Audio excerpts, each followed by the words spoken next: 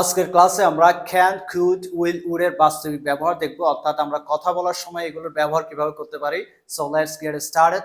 প্রথমে আমরা এখানে একটা সাবজেক্ট নিব I. Okay, so I can go, আমি এখানে তিনটা ভার্ব নিয়েছি, go, swim, manage. So I can go, আমি যেতে পারি বা আমি যেতে পারবো। আই ক্যান গো, আমি যেতে পারবো। আই ক্যান সুইম, আমি সাঁতার কাটতে পারবো। আই ক্যান ম্যানেজ, আমি ব্যবস্থা করতে পারবো। ওকে, নেক্সট যখন আমরা কুড এর ব্যবহার করব তখন হবে আই কুড গো, আমি যেতে পারতাম। আই কুড সুইম, আমি সাঁতার কাটতে পারতাম, যেটা আগে পারতাম এখন পারি না। আই কুড ম্যানেজ, আমি ব্যবস্থা করতে পারতাম। হয়তো আমি কাউকে দায়িত্ব দিয়েছি, সে করতে পারে নাই, তখন আমি বললাম যে আমি এটা ব্যবস্থা করতে পারতাম। আই কুড ম্যানেজ, আমি ব্যবস্থা করতে পারতাম। এরপর উইল দিয়ে যাই। আই উইল গো, আমি যাব। আই উইল সুইম, আমি সাঁতার কাটবো।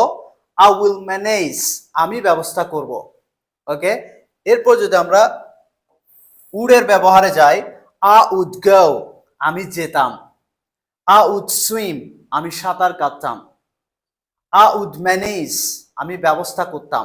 সো এখানে আমরা ক্যানের অতীত কুড ব্যবহার করলাম, উইলের অতীত উড ব্যবহার করলাম। আশা করি বুঝতে পেরেছো। সো আমরা এভাবে যদি এগুলো প্র্যাকটিক্যাল ব্যবহার করতে পারি, তাহলে আমরা কনভারসেশন করার সময় ইজিলি এগুলো অ্যাপ্লাই করতে পারবো। So that's all. আসসালামু আলাইকুম।